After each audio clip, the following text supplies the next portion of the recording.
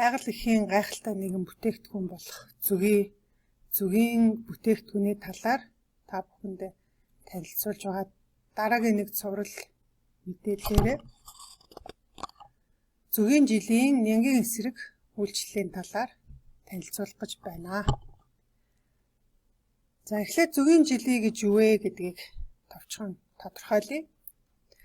За хавар болоод, зун болоод мод давирхаалаг бодис ялгаруулдаг. Тэгэхээр энэ модны ургамлын давирхаалаг тэрхүү бодисыг зүгээ хурааж цуглуулад тэгээд өөрийнхөө ферментээр буюу шүүрлээрээ баяжуулаад боловсруулсан тэр бүтээгдэхүүнийг зүгийн жилий гэж нэрлэдэг. Тэгэхээр зүгийн жилий бол зүгийн үүрний өөрийнх нь ариун цэврийг хангадаг, халдваргүйжүүлэх үйлчлэгээтэй. Зүгийг өөрийг нь болон зүгийн бүлийг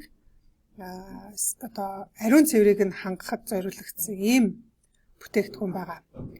За эртнээс хүмүүсийн зүгийн жилийг эмчилгээнд хэрэгжилж ирсэн байгаа. Тэгэхээр энэний нэг жишээ бол зүгийн жилийн янз бүрийн эмгэг төрүүлэгчийн эсрэг үйлчлэгээ юм аа. За тухайлах юм бол зүгийн жилийн нянг вирусыг мөн мөөгөн цэрийг устгадаг.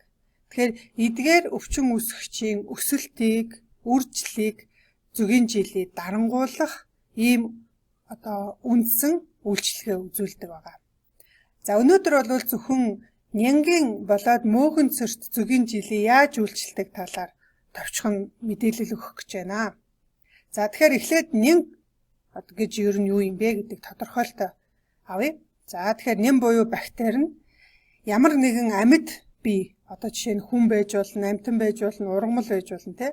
Ямар нэг амьд бие махбодын өөрийнх нь бий болгосон тэрхүү шимт бодисоор хоололдог.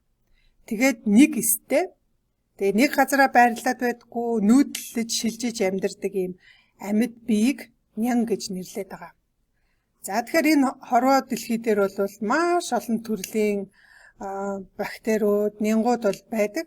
За тэдгээр нь бол тодорхой хэмжээний тоотой бол хүний биед жишээ нь байдаг бөгөөд хэрвээ тэр тоо нь хит их болох тохиолдолд өвчин эмгэг үүсэх эрсдлийг бол нэмэгдүүлдэг байгаа. За эхлээд бид нар энэ Тинторм компани балх бүтээгдэхүүнүүд нь нянгийн эсрэг ямар идэвхжэлтэй идэвхжил үзүүлдэг юм бэ гэдгийг дөрвөн төрлийн юм няндар аваад үзье. За эхлээд гидсний савханцар буюу бацил гэж нэрлэдэг тийм. Тэгэхээр энэ гидсний савханцар бол ерөнхийдөө түгээмэл хөрсөнд байдаг, бүхэл төрлийн хүнсний ногоонд байдаг, ургамалд байдаг. Бид ер нь л хүнийг хүрээлэн байгаа тэр орчинд бол энэ бацил буюу савханцар бол маш их байгаа. За тэгэхээр энэ хөрсөнд байгаа тэр бактери нь бацил савханцар нь бидний хоол хүнсэнд орж ирээд тэр хоол хүнсийг бид нэр идэх тохиолдолд хүний биед бас үрждэг байгаа.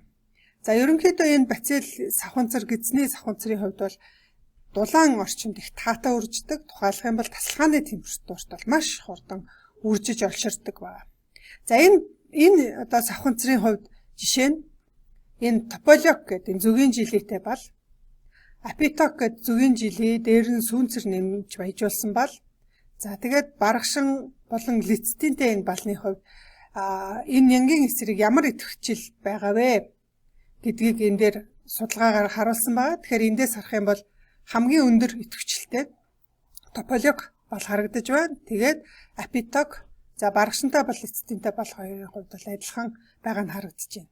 За тэгэхээр энэ бацил буюу гидсний савханцар хэрвээ хүний биед ороод ирэх юм бол гидс өвдөн, гүйлгэн, мөн нүд гэх мэт чинь салстад орох юм бол өрөвсүүлнэ.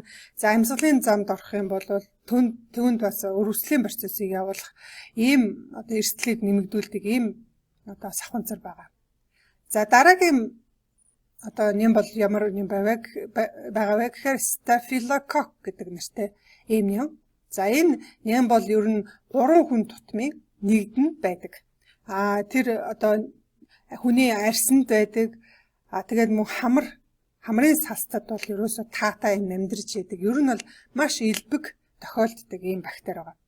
За стафилококк нь хүний биед ороод ирэх тохиолдолд ямар эрсдлийг бий болгодог вэ гэхээр одоо янз бүрийн хатиг, буглаа, мундас гэдэг арьс зөөлөн эдийн үрсэл халдварыг бол үүсгэдэг байх нь шархны халдварыг нэмэгдүүлдэг. За уушхны хатгаа, за цусаар төгсөн халдвар, тэгээ цаашлаад үжил гэдэг энэ одоо нөгөө халдварт өвчин цусанд орохтой энэ үрслийн шалтгаан болж хэрвээ хүндрэх тохиолдолд бүр үхэлд хүргэдэг байгаа. За тэгэхээр энэ балт бүтээгдэхүүнийг харах юм бол тополог бол, жилитэ бол, апиток, лецитинтэй эдгээр балууд нь бол гуруула энэ стафилококкийн эсрэг бол идэвхтэй үйлчлэгээ үзүүлдэг нь бол энд харагдаж байна. За дараагийн төрлийн нэм болвол E. coli гэд гидсний савханцар байгаа. За энэ савханцар бол хүний бүдүүн гидсэнд амьдардаг ийм нэм. За бүдүүн гидсэндээ бол ашигтай нэнд тооцогддог. Гэвч энэ нян ямар нэгэн замаар хэрвээ бусад эргэтэн тогтолцоонд, тухайлбал нөхөн үржихийн эргэтэн тогтолцоо юм уу, бөөр одоо шээсний зам эргэтэн тогтолцоонд хэрвээ орох тохиолдолд тэндээ бол өрөвсөлт өвчнийг үүсгэдэг. Одоо жишээ нь эмэгтэйчүүдийн янз бүрийн доошоогоо өнгөтэй, үнэртэй юм гараал байдаг. Одоо умаа үзүүний юутай, өрөвсөлттэй, өтрээний, нянтай, мөөгөнцөртэй ийм хүмүүст бол хэрвээ нянгийн шинжилгээ хийх юм бол энэ E. coli гэдэг гидсний савханцар бол маш их онцлогддог.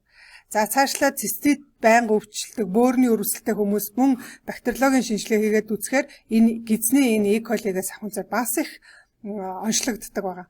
Тэгэхээр энэ гидсэндээ байхдаа, бүдүүн гидсэндээ байхдаа бол ямар нэгэн аюулгүй мөртлөө юунд ороод ирэхээр, бусад эргэтэн тогтолцоонд ороод ирэхээр өрөвслийн өвчнийг үүсгэдэг ийм савханцар байгаа. Тэгэхээр энэ яаж хүнд халдах вэ гэхээр чинь өтгөнөөр дамжина, хоол хүнсээр дамжиж болно, ахуйн замаар, ахуйн хавтлаар мөн дамжиж болдог ийм байна. За тэгэхээр бид нар одоо жишээлбэл ариун цэвэр сахиад те хоол хүнсээ сайн угааж хэргэлдэг ийм байх тохиолдолд бол бас энэ гидсний савханцар дамжихгүй байж болдог. За ерөнхийдөө шинж тэмдгүүд нь юу явах вэ гэхээр гидс гүйлэгдэг, усан цэцэг, заримдаа цустай цэцгэлддэг. За ходоод гидс хурцаар өвдөн, хатгуулна, бие сулардаг. За баг зэргийн халуурна. Хүүхдүүдийн хувьд бол бөөлждөг, мөн хоолнд дургу болдог, хоолны зуршил нь багасдаг байгаа. Тэгэхээр энэ одоо гидсний савханцарт тентормын балт бүтээгдэхүүний хувьд бол ерөнхийдөө нянгийн эсрэг идэвхжил нь бол жигдхэн байгаа. Тэгэхээр ер нь бол зүгийн балан дотор нэм бол үхдэг, үржиж чаддаггүй. Тэгэхээр ерөөсөө л тентормын альж балыг аваад хэрэглэхэд бол энэ гидсний E. coli савханцрын эсрэг идэвхтэй үйлчлэгийг бол үзүүлэх нэ. За дараагийн нэгэн одоо ганц амьд бий бол мөөгөнцөр байгаа. За энэ мөөгөнцөр дотроо кандидоз гэдэг нэртэй мөөгөнцөр. За кандидоз мөөгөнцөрийн хувьд бол ер нь маш их илбэг байдаг шүү дээ. Эмэгтэйчүүдийн өтрээнд бол энэ мөөгөнцөр их онцлогддог. За одоо ам гэмтлээ гэд ярьдаг те, амны гэмтэж байгаа ч ерөөсөө энэ кандидоз мөөгөнцөрийн халдвар явж гин гэсэн. Тэгэхээр амны салтад байна, хоолойн салтад байна. За мөн цаашлаад арьсан дээр, цусан дотор бэлэг эрхтнийг өвчлүүлдэг юм мөөгөнцрийн халдвар байгаа. Энэ бол ерөнхийдөө ариун цэвэр сайн сагсан тохиолдолд эмчлэгдэж болдог ийм одоо эгэлбит. Гэвч хэрвээ дархлаас султай байх юм бол ялангуяа антибиотик эмчилгээ хийлгэсний дараа энэ мөөгөнцөр бол маш ихээр өсөж олширдог. Тийм учраас дархлаагаа сайжруулах зорилгоор одоо манайхаас бол энэ тополог бал, баргашинтай балыг энэ одоо мөөгөнцрийн эсрэг хэрэглэхэд бол үр дүн маш сайн өгдөг байгаа. За ингээд саяны танилцуулсан дөрвөн төрлийн эгэл бит одоо энэ бактерийн үйлчлэлийг нэгтгэж харах юм бол эндээс бүх төрлийн одоо энд харуулсан жишээ болгож харуулсан юунууд нянгуудад тополог бал бол хамгийн өндөр одоо нянгийн эсрэг идэвхжэлтэй нь харагдаж байгаа. Яагаад вэ гэхээр тополог балан дотор зүгийн жилийн хамгийн өндөр тунгаар орсон зүгийн жилийн өтгөрүүлсэн ийм зүгийн бал учраас энэ нянгийн эсрэг идэвхжил хамгийн өндөр байна. За тэгээд мөн зарим нянгуудад бол апиток бал өндөр идэвхжилтэй, зарим дээр нь бол одоо лецитинтэй болон баргашинтай бал өндөр идэвхжилтэй болох нь бол харагдаж байна.